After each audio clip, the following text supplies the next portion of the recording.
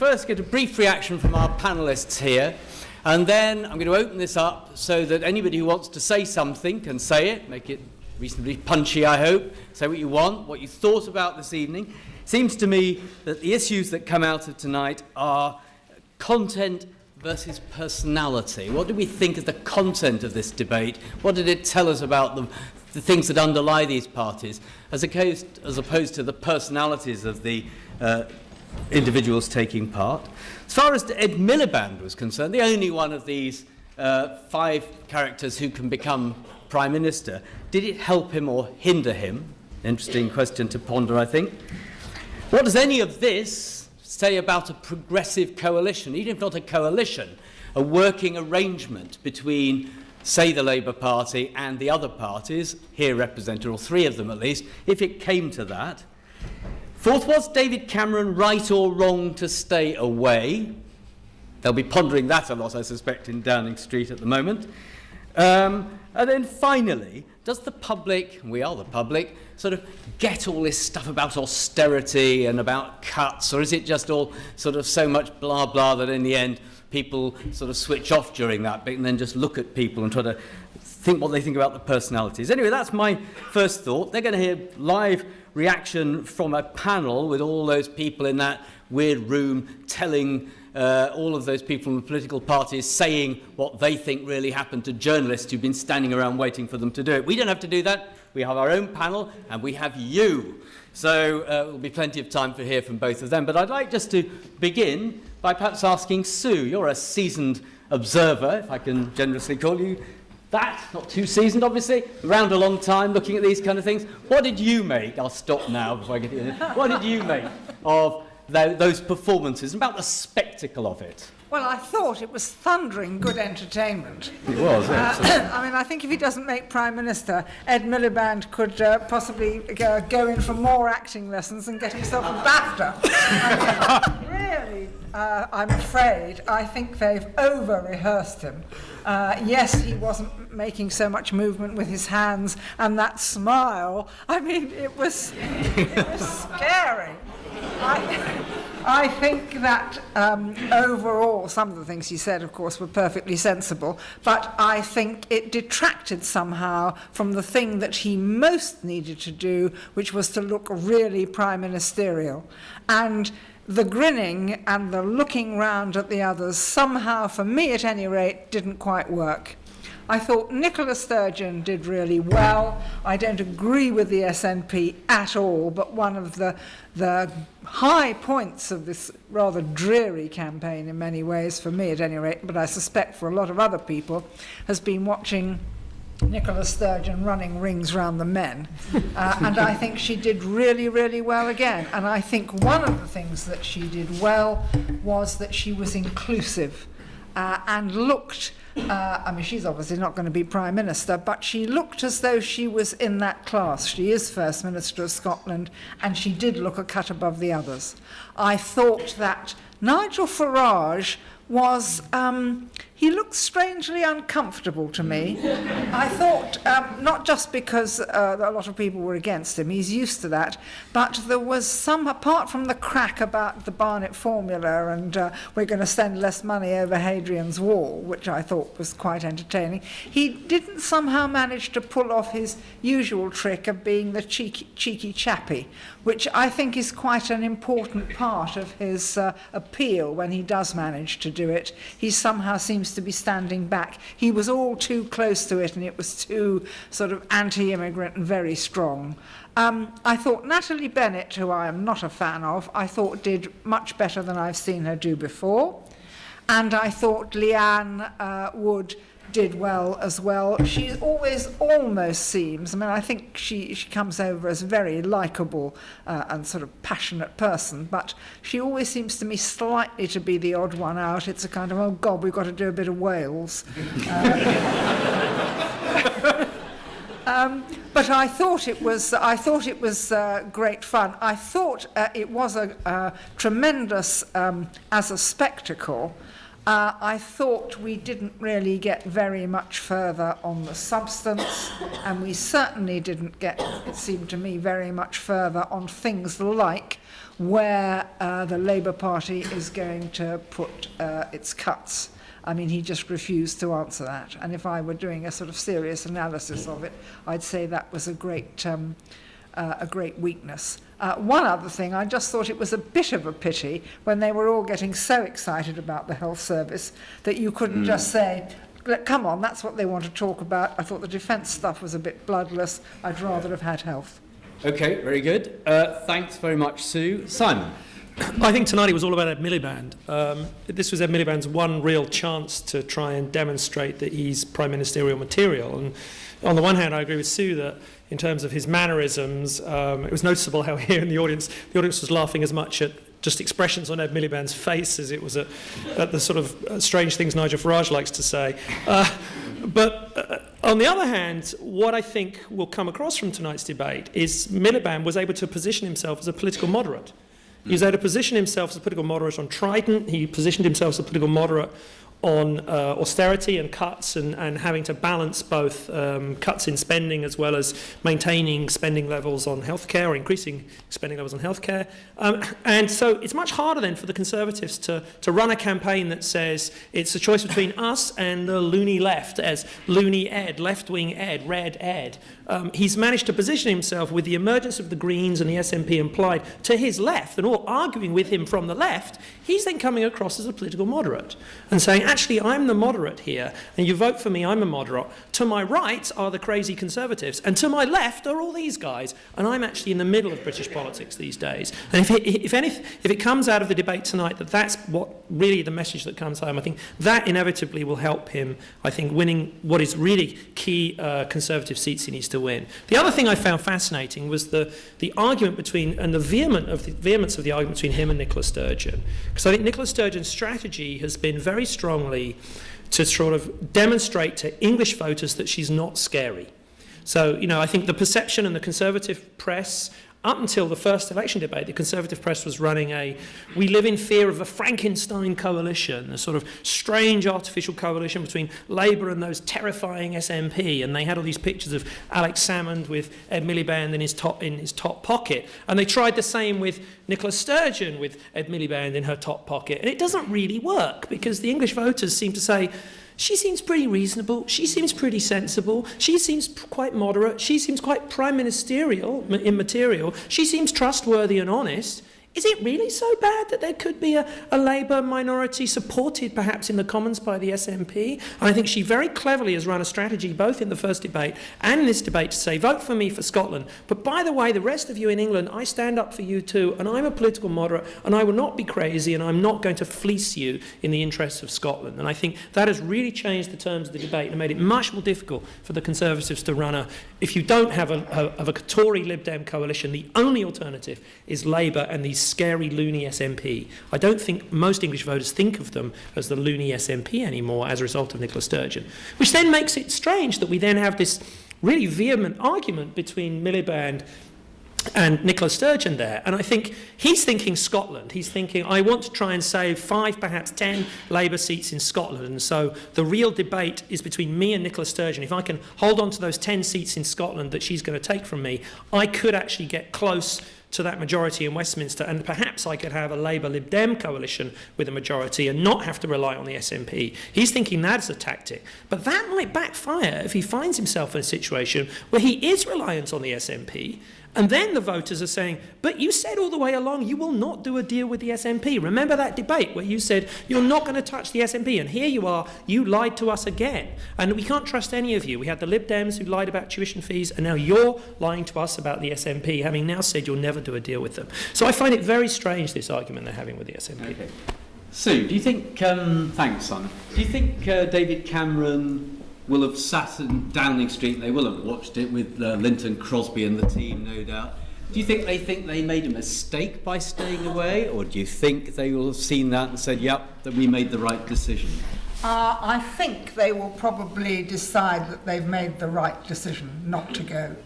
I don't think that it would have done Cameron. I'm sure he'd have put on a good performance. I mean, he is Prime Minister after all. But I don't think that he would have, excuse me, I don't think it would really have been to his advantage. And I also don't think that despite this sort of, come on, David Cameron, debate me head to head, I think we're all interested and the TV people are all interested. I don't think that an awful lot of voters give a stuff whether there is another TV debate, whether Cameron was there or not. Not least because, for heaven's sake, they're all popping up all over the place, both during when the Commons has been sitting, Cameron's debating with Ed Miliband all the time, and even now when you have endless election pieces on the telly. So I think Cameron also would have found that they were all against him, possibly from Farage, who would have attacked him from a different angle. But I think this sort of we do not have to have austerity, I think it probably resonates with more people than you think. Whatever you think of it economically, that you really do need to cut down the deficit, I think a lot of people would be quite keen on it. And Cameron would have then found all of them against him. Right. I'll open it up. I'll just ask one more thing of Simon. It's been said that if, in the end, Miliband ends up depending on the Scottish nationalists, the Welsh nationalists, and a Green or two in Parliament, that they would then try to break away his left wing on some issues to try to create a sort of much more radical bloc in Parliament. And then Miliband would be left with a major chunk of his own party, but it would create a very odd dynamic because of these clearly well to the left of the core of the Labour Party, nationalists and Greens, then creating common cause with the Labour left, which has been so stuck with nobody, certainly Blair, nobody to work with. Well, I'm not sure there's that many of the Parliamentary Labour Party these days that you can think of as the Labour left. I don't think it's the same party as it was 10 or 15 years ago in that sense. But I think you're right that there will be pressure on him from a lot of his backbenchers to say, is it really such a bad thing for us to have a deal? The SNP will not go into coalition. They don't want to sit round a cabinet table, quite rightly, but I think they do want to support Ed Miliband to be Prime Minister. And I think if that's the situation, I think there'll be a lot of his backbenchers saying, this is our chance to get into number 10. Why would you not take it? Why would you not say, we all get to sit around the cabinet table and we get to run the country for 5 years, and all we need to do is rely on the SNP to support us in a vote, in a Queen's speech, and support us in a budget, and support us if there was a vote of no confidence. Why would you not do that? And I think it's potentially dangerous for him to try to rule it out right now. The other thing we haven't talked about is Nick Clegg. I think he's potentially the biggest loser from this tonight. He's the one who really may perhaps have had a chance here tonight to answer that question on a hung Parliament. What are you going to do in a hung Parliament, Nick? Actually, you're the key person we want to hear from in a hung Parliament. He's trying to keep saying in the press over the last few weeks that he will talk to whichever is the largest party first. So it's not a foregone conclusion that his first choice is to go back into government with the Conservatives. If Labour is the largest party, he has said he will talk to Labour. Now, it would have been interesting to see him say that on the stage tonight and see Ed Miliband's response to that. Would Ed Miliband then at that point say, if I don't have a majority and we're the largest party, I would form a coalition with the Liberal Democrats, which is what he would have been asked had Clegg been there tonight. And I think it's a shame, and I think the BBC, quite frankly, I think have not done a service to British democracy by denying Clegg the possibility to be there tonight. Clegg requested to be there tonight. The BBC said, no, you can't. It's now an opposition debate, because Cameron wanted it to be an opposition debate. So basically this is the BBC bending over backwards for the Conservative government because they're worried about the renewal of the licence fee. They're not, that's the only reason why they denied Nick Clegg a seat at that table. I think it's disgraceful. Okay, right, good. Thank you, Simon. Now, we're going to open it out. If you want to say something, you say that you liked something or disliked something or something was missing, or comment on what you've heard from up here. Anybody who wants to represent Northern Irish politics in the audience, feel free. Democratic Unionists out there, Northern Ireland nationalists, feel free to say what you'd like. You don't have to say. We've got some mics, so... We've got mics, yes. Can you bring, there's a guy, the man here, just in the very middle here. And chap back there next. Okay. Do you see the rise of nationalist parties such as the SNP and Plaid Cymru as conductive to politics, or does it perhaps lead to a more fractured parliament and less stable government in the near future? Okay, we'll take 2 or 3 together. So that does the arrival of national parties mean more fragmented government, I think, and less predictable government? Okay, and I promised somebody back there. I just wondered what your views were on the way that this, in the discussion you just had, it was very much focused on personalities, and we've lost that sense of broad substance that the parties are campaigning on. I think a lot of the parties are campaigning on a programme that has very definite red lines, but then a lot of wiggle room in post-vote negotiations. I think that's quite interesting that we're moving to a comfortable position where the vote on May the 7th isn't the decision. The parties are quite happy to then have a discussion post. And I think in terms of machinery of government, that's quite an interesting proposition, because despite what you're saying about coalitions being easy, actually, when you look at the arithmetic and you look at how the different interactions might play, a minority government could be the best out of both worlds, because trying to do government with consistently difficult negotiations all the way through is quite neutering, actually.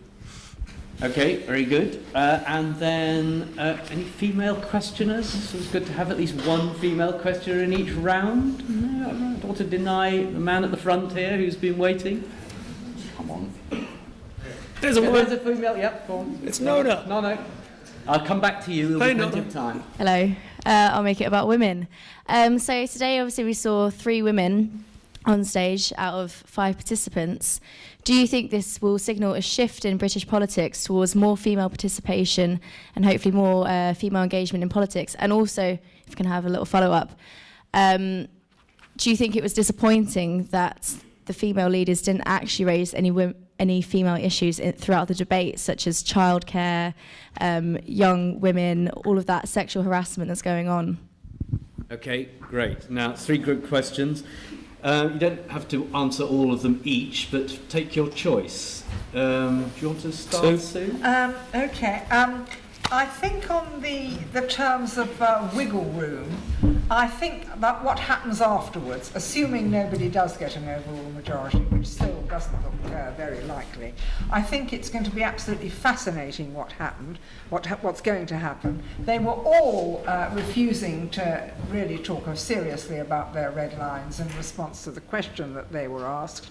I think there are a couple of possibilities. One, the voters may be very dismayed if they, which they will to some extent, all go behind closed doors and start doing stitch-ups among themselves.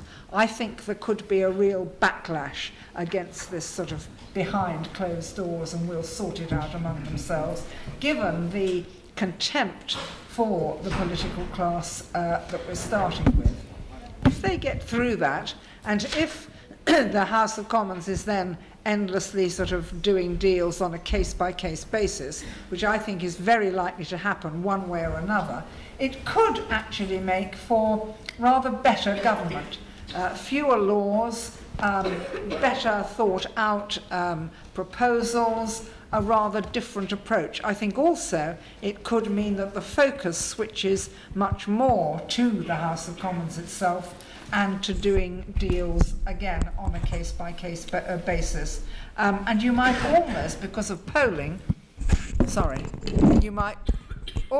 because there is so much polling, the public might be able to express a view on individual issues by the fact that as votes come up, there's going to be much more polling about them. That's a good point.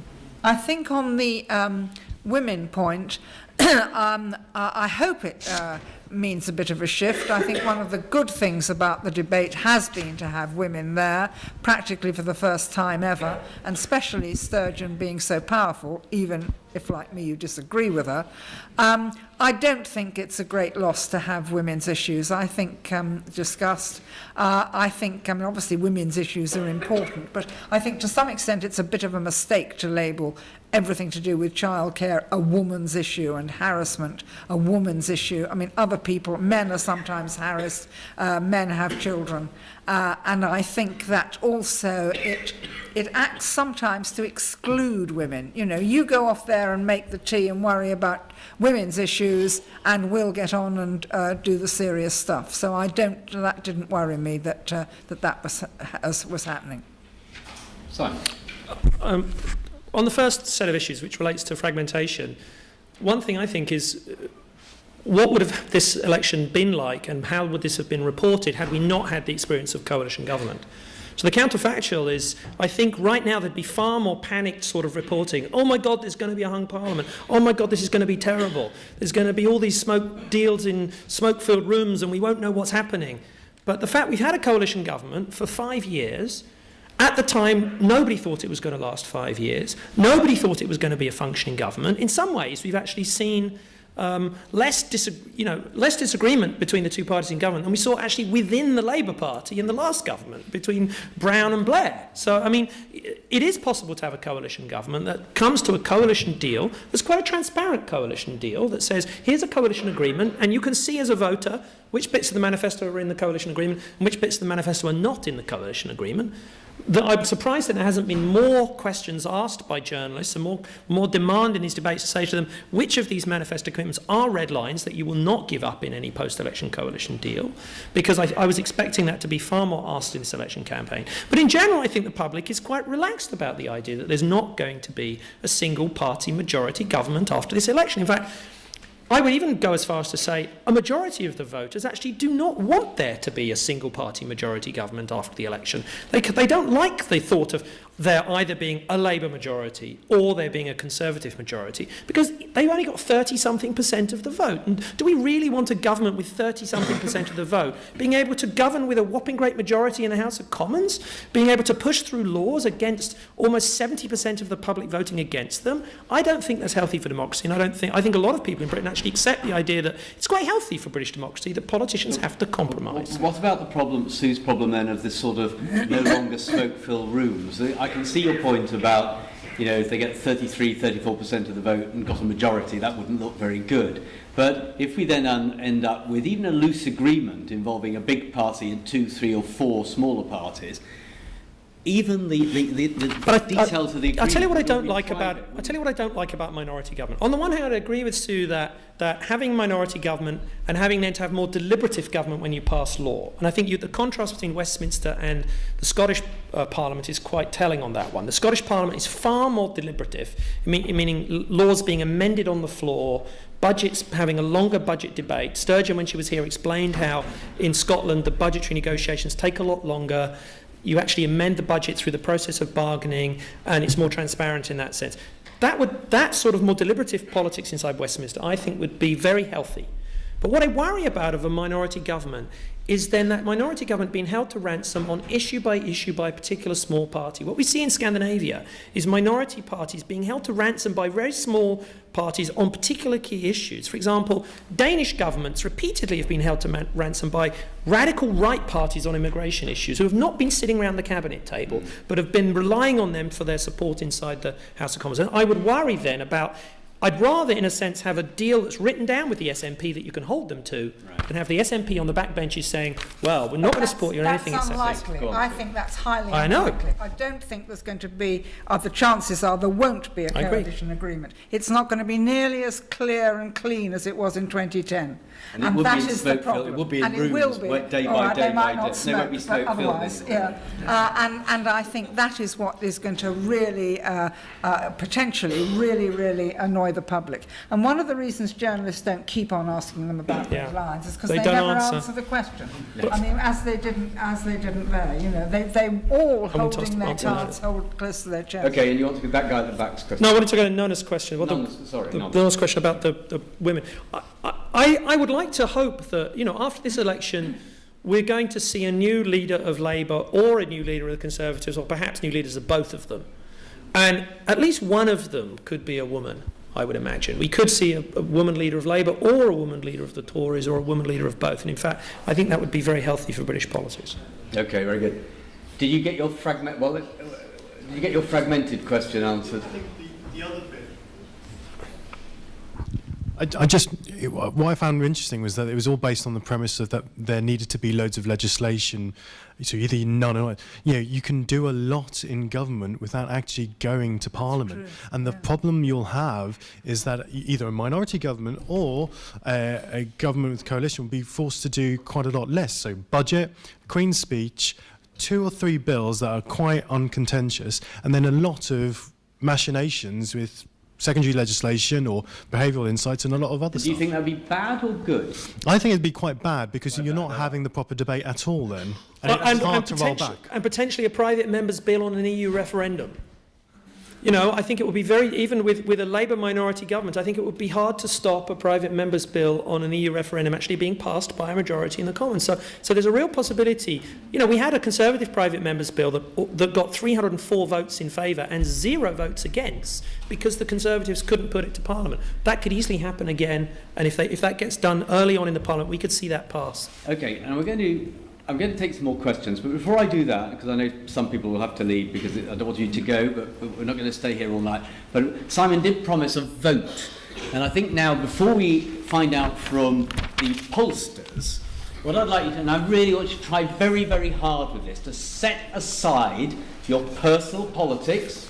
You're all capable of doing this. Set aside your personal politics, and I just want you to vote on who you think, to put it crudely, did best tonight. Who performed best in terms of furthering their chances in the coming, or the chances for their party in the general election. And I'll go around the stage from, as it were, Mr. Farage through to Mr. Miliband, and I'll just do them one by one. So just put your hand up. You can vote more than once, actually, how are we going to tell? We'll do this. Simon is going to be the Electoral Reform Society, or we'll tell her. How many people think... Now, set aside your own views as far as you can. How they get it, Tony. Think Mr. Farage did best tonight? Hands up so you can count. That's 3, 4... 3... About 3. I see 3. About 3. 4, there's another one there. 4. Very good. 4, okay. Ms. Sturgeon. Don't bother counting. Who do we come to next? Leanne. Oh, was it? No, who was the one in the middle? Was it Leanne? Natalie Bennett. Natalie. Sorry. Natalie Bennett. 1, 2, 3, 4, 5, 6, 7, 8, 9, 10, 11-ish. Probably a bit more, actually. 12. It's quite hard to see with the revenue. 13. 13, one more, 14. Then we come to Leanne Wood.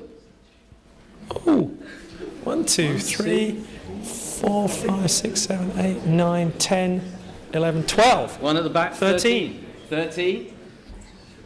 And then David Miliband. Ed Miliband. I try so hard not to do this. Ed Miliband. 1, 2, 3, 4, 5, 6, 7, 8, 9, 10, 11, 12, 13. Anyway, it's clear that Nicola 1, Ed 2, Natalie and Leanne, I think it was that was too close to call. Third and Nigel last, a self-selecting audience, not a very random sample of the British public. What we'll find out now is how we'll compare that with the doubtless less... Not yet. It's not out yet. Our man with the Survation survey is not yet with us. As soon as we find out, we'll call him onto the stage. Now, we'll carry on with a few questions. There's a gentleman here who definitely was waiting, and then lady and a gentleman there who had their hands up a long time ago. I just thought it was a bit easy for the other left parties to make the statements on stage. Like Ed Miliband was the only accountable potential Prime Minister candidate. Said that, so go on, tell me why I'm wrong. Because first of all, SNP and the Welsh Party both are only accountable to a portion of the country, and Natalie Bennett, she's aiming to be the radical party. She isn't planning to be a Prime Minister, so that she can make these statements that err on the radical left, while Ed has to seem more responsible. I mean, do you think that there's any issue, any aspect of accountability that led to Ed Miliband placing himself more towards the right because he might have to answer to these qualms of responsibility? So just to check I got that right. It's true, but it is true only Ed Miliband can win. But what? Just to give us that last bit of the question again, just to be sure I got it. The fact that Ed is the only prime ministerial candidate, is that the reason why he was sort of restraining himself from making He was more? restraining himself because he's the real chance he'll win, and by implication, the others can have greater freedom because they know they won't win. Okay, and there was 2 questions there together, nice and efficient. Or comments if you don't want to question. Is it fair to the English electorate that Nicola Sturgeon is not standing for the Westminster Parliament, but she's telling us what her party will do? Is it fair that she's not standing? Fair to the English electorate. She's not standing. Yeah. Okay. Very clear. Yeah. John Strafford, could I just make a comment? Being part of the older generation, that I found the whole screening rather sad. And it's summed up by Sue Cameron by saying it's great entertainment. Well, I don't look at these things to be entertained. I look at them to be informed. I look at them to have proper debate. And it is scandalous that an audience with a pile of politicians on a stage can't ask questions directly to them. It is scandalous that the media has to decide beforehand 5 questions that they're going to put to these politicians. And the last time I was at Central Hall, Westminster, was in the 64 general election, when Harold Wilson on one occasion and Quintin Hogg on another occasion had an entire thousands of people in that hall being heckled by the audience, having questions put to them, and these politicians now are travelling around the country having so-called hustings which only party members are allowed to attend, no ordinary members of the public, no voters are allowed to go to it. So this has become a charade of an election. It is a disgrace, and it is a disgrace as to how our politics has fallen into such a sad place. None of them have got any vision. They're mediocre people putting over mediocre programs, and we need a politician with a vision for the future who can ride a rainbow of opportunity.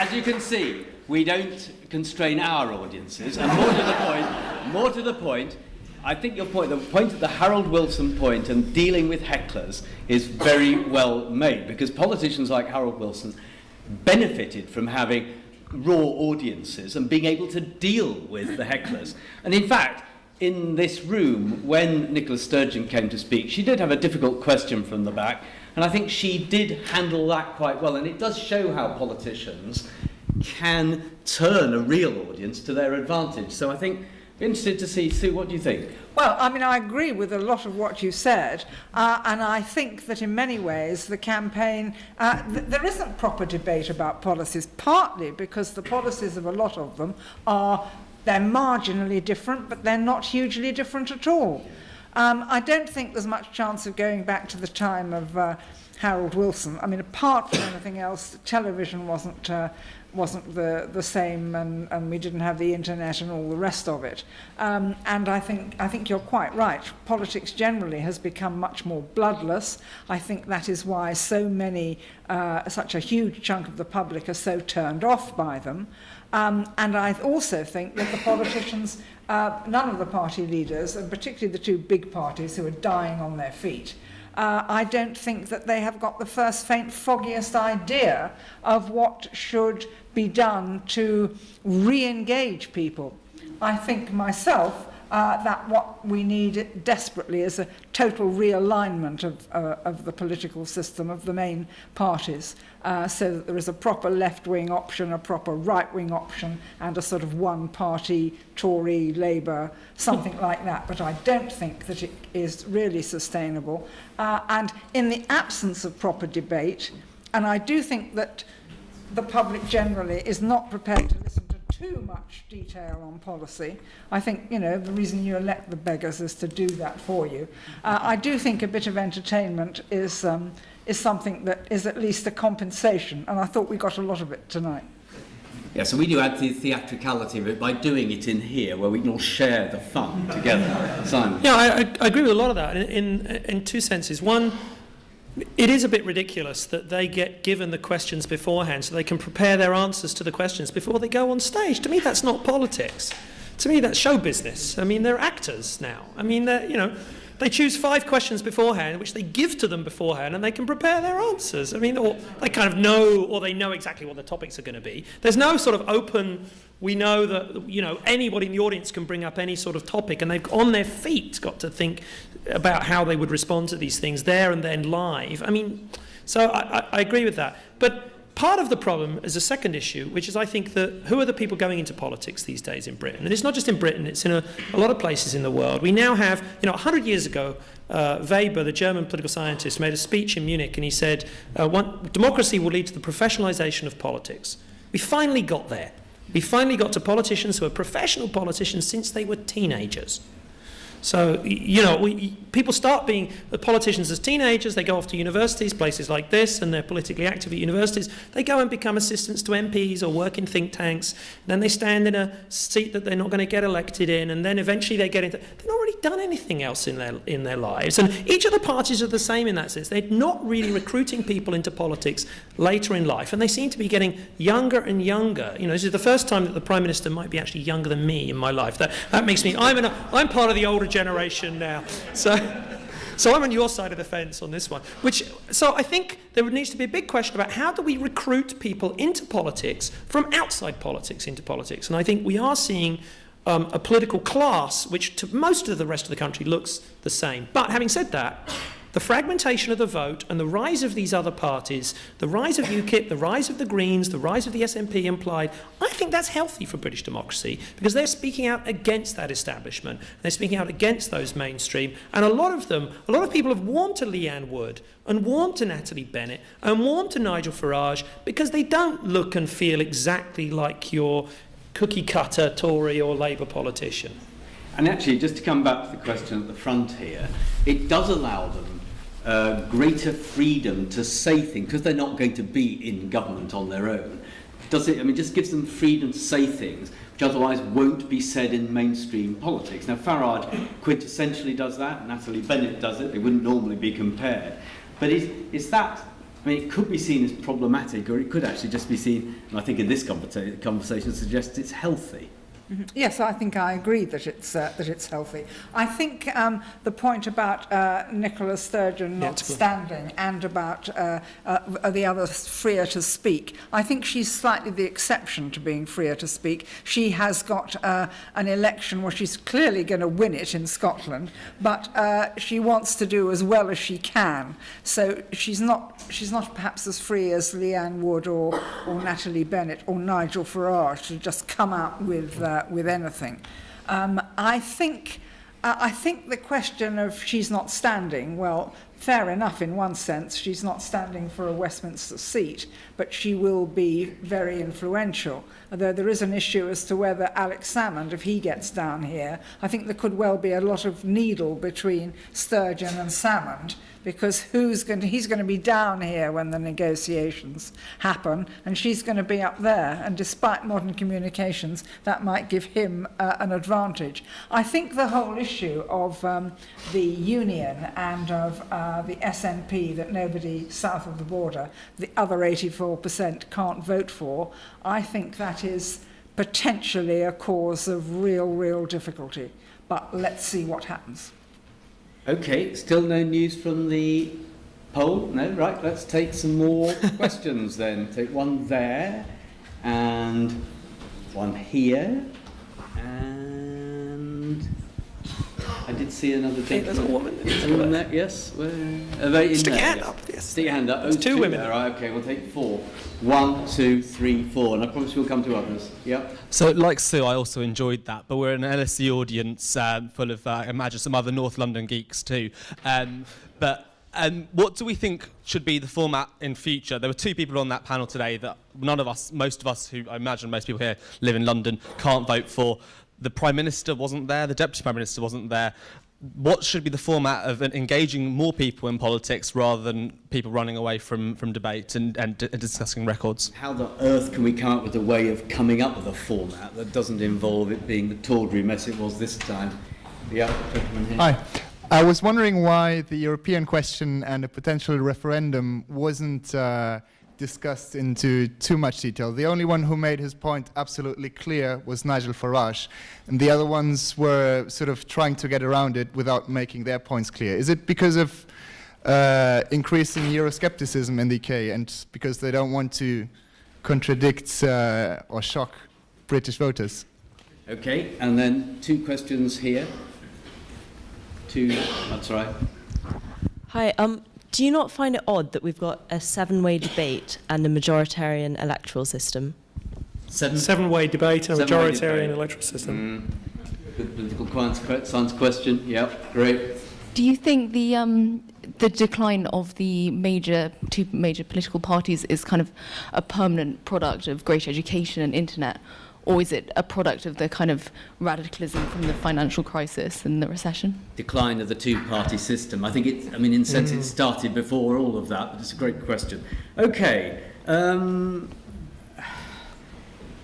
What should be the format in future? Simon, your turn to go first, me think. I think a lot of countries have a debates commission or set out in statute that delegates to a commission, and then the parties and all pre-commit to say, we will abide by the rules. And some norms are set down to say how this is going to work, and then the Commission has to think about how that should be implemented. And everyone has to abide by those rules about how it's implemented. So I think I liked actually the original proposal, which was to have a sort of 7-3-2, which was to say we recognise we're now a multi-party system, there should be a debate amongst all of you, but we also recognise that there's mainly a debate for the national parties. Those national parties you can think of as either 3 or 4 if you think of UKIP, and then there should be a debate amongst who realistically are the prime ministerial candidates. That to me seemed like a sensible way forward, and I think I really am surprised that Cameron managed to get his way out of that. I thought that he was going to have to be forced to go along with that, and he took a political risk, and the political risk may actually, I don't think it's going to backfire as much as I thought it might backfire for him not going along with what they proposed. But I thought what they proposed seemed like a reasonable thing, and in the future I would like a debates commission. Yeah, I think I agree with you that there should be a commission. I don't think that anybody should ever be made to do what the BBC or to do what the commission wants. If somebody really says, I don't want to debate with X or Y, I'm afraid that has to be up to them. I mean, I think otherwise you're putting the TV before the politics. But I agree there should be a commission, and what should happen perhaps is what happened in America, where there was a very long gap between the first presidential TV debate, and I think it was 16 years or something before they had another one. But now America wouldn't dream of not having a debate. And I think if you... Nor would France or Germany or Holland or Belgium or anywhere else in the democratic world. Want to do it, then they've got to have the right. You can't have them ordered to go and discuss. Europe? Simon, you're Professor Europe? Yeah. Why was I think it's mentioned other than by Farage? Because the other parties all don't really want a referendum. So, they're colluding to keep it off the agenda. Had Cameron been there tonight, I think he would have had more of a debate about the Europe question, because he would have asked directly to Ed Miliband, again, the question he put the first time, I trust the British people to make a decision about the major constitutional question of this generation. Why don't you? And I think if Farage asked that question, it's very easy for Miliband to sort of bat it away and say, look, Farage is crazy. It's like on immigration, like on everything else, we can just ignore him and talk about something different. But I think, and the rest of them agree with Miliband that they shouldn't. I actually think we probably will have a referendum. And I think Miliband should have been put much more on the spot in these debates about Labour's position on this. I think you have to remember that the British public, on the whole, aren't fired up by Europe. It is very low down their list of priorities. And I think that's one of the reasons why Ed can get away with saying, I don't want a referendum. But also, to be fair to him, he did say, it'll be a disaster if we come out of Europe. But I think the big reason is that unlike immigration, it doesn't really engage an awful lot of people. Seventh most important issue in the latest YouGov poll on their weekly tracker of issue importance. It's seventh. It's fourth for UKIP voters. Fourth, you can vote for 7 parties. I mean, are we now trying to run a classic majoritarian government with a 7-party system? Yes. Yeah. I mean, we have. I like to say we have an electoral system that's fit for a country that no longer exists. I mean, it's fit for a country that, when 95% of the seats in the country in the 1950s were Labour versus Conservative in every constituency. So the outcome in most constituencies in the country was the outcome in the country as a whole. And you've got a swing from one party to the next. You've got a decisive election outcome. You've got a clear electoral majority that translated into a clear parliamentary majority. When that happens in a majoritarian electoral system, that means the majoritarian system works really well. If it doesn't produce a majority, it doesn't do anything else, it doesn't give us any choice inside our constituencies for most people in the country, there's no electoral choice. Most constituencies in the country are safe seats, and our votes are irrelevant. Only a small proportion of the elections in the country are actually influencing this election outcome.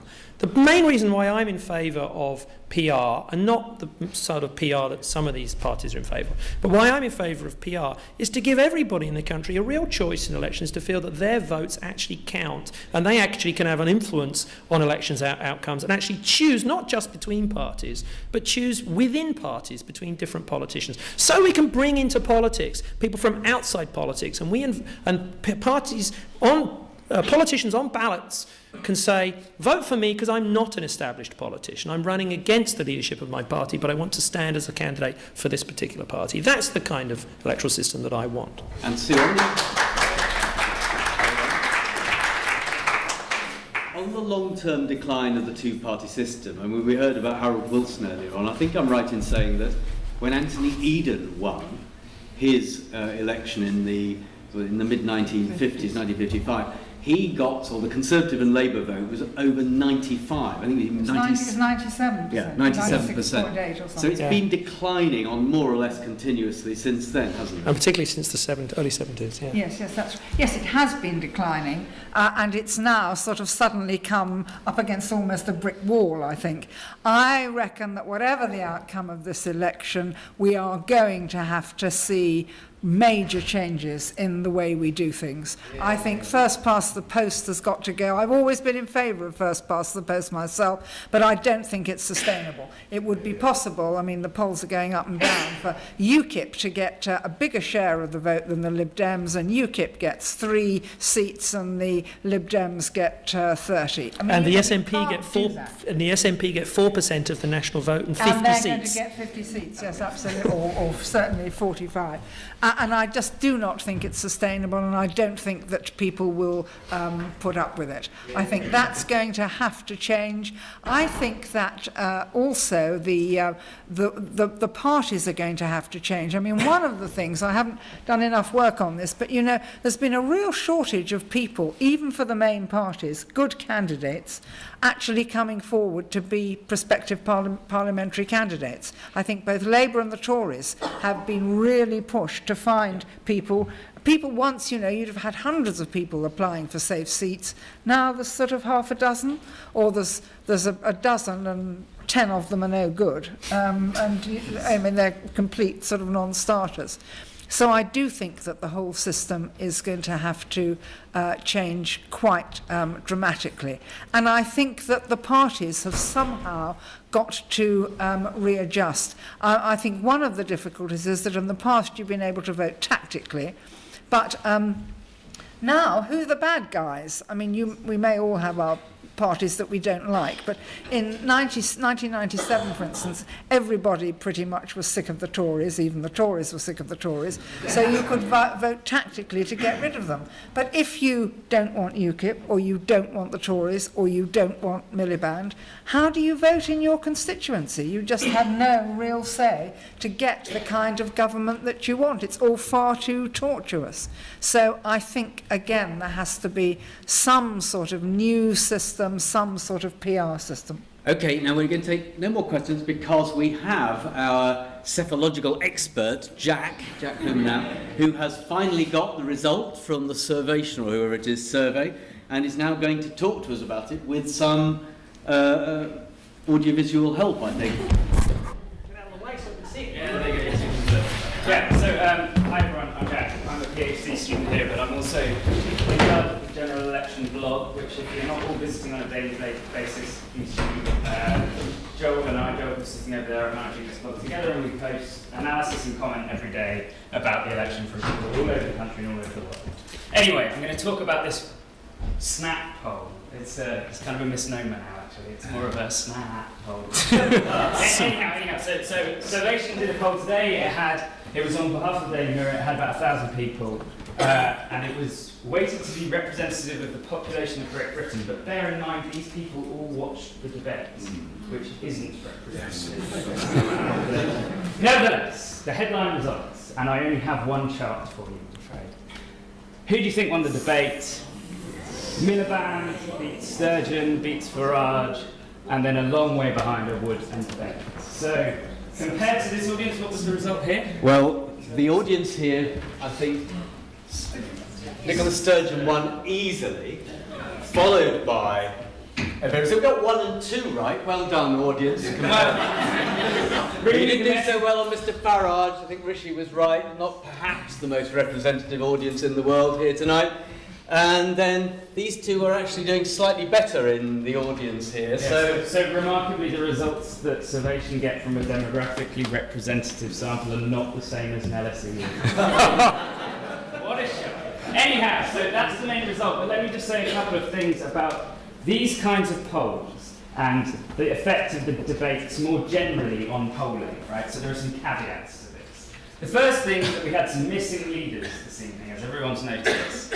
And hopefully, yes, so here was a tweet The Economist sent. The most searched Google question today during the debate was, where is David Cameron?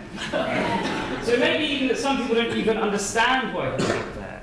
It's just the people who follow these conversations understand why he's not there. But for the most of the population, that's not necessarily the case. The second one, and my favourite, is what Nick Clegg was doing this evening. So hopefully... He was in the pub! That's right. So he said this during the debate, right? He'd sent a tweet earlier on saying, very disappointed I'm not there, had asked to be there, or something to that effect, and then sent a tweet of him having a pint. So anyway, the point is that this matters, right? So when you're asked who do you think won the debate, and you get these kind of results, there are 2 people missing at the end, and we don't know what those results would have been. But not only do we not know what those results would have been, because they're not there, we also don't really know where these should be, right? So in terms of really understanding what this kind of polling tells us, I don't want to have to wait for ages and tell you to ignore me, but you should ignore me. Then one more thing. We're going to be asking, or you're going to hear a lot of questions about what does this debate mean for the election more broadly. Someone already on the BBC would have asked this question. Will Miliband or Sturgeon or Farage benefit from a bounce, right? And the difficulty is that it's very hard to measure whether there is going to be a bounce in the polls thanks to the debate, right? So it's really unlikely that changes in vote share due to the debate, directly due to people watching the debate and changing their mind, will be detected in the polls over the next few days. So I'm just going to quickly walk through one thing, and this I should acknowledge Chris Hamratty, who's at the University of East Anglia, who made a similar point last week after the previous debate. So this is the UK's voting population, right? About 30 million people. It's all right, I'm nearly done. About 30 million people.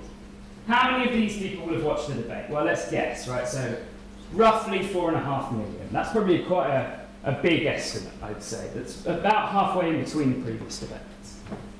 Of those people who watched, how many were undecided? Well, in the last debate it was about 8%. Right? So did you see how we've gone from this enormous square to this tiny little corner, right? Now let's be generous to one of the leaders. Let's think Ed Miliband won the poll. So let's say of those undecided voters, 60% went to Miliband. That's that much. Right? So we've gone from 30 million voting population to about 216,000 people deciding to vote for Miliband. Now, in order to be able to detect that type of swing in a poll, you need a poll with a sample size of about 200,000 people. Anyone know what the average is? 1,000? 1,000, something like that.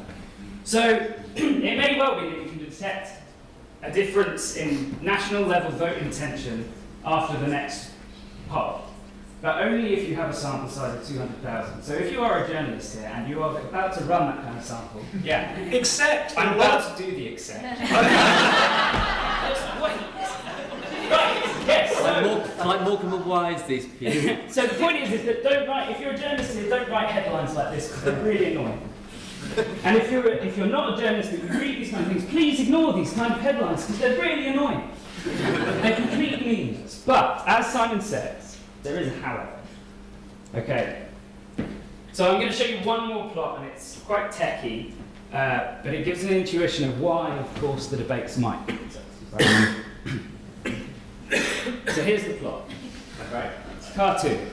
And for those of you who can't read it, one of the characters is saying, a random number generator just produced a new batch of numbers. And then the other person goes, great, let's use them to build narratives. Right?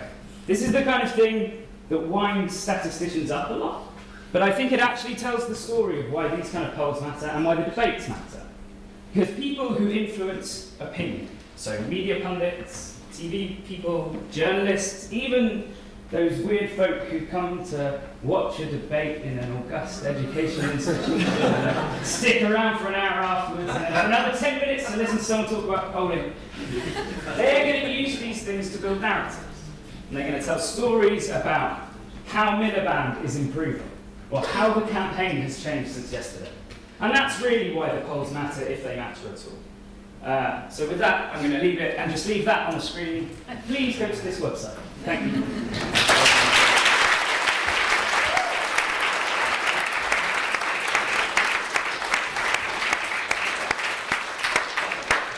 It's been a long night. It's now, some of you will have been here nearly 3 hours. So I'd just like to thank all of you for coming, because not as long as election night will be. I'd like to thank Sue and Simon and Jack.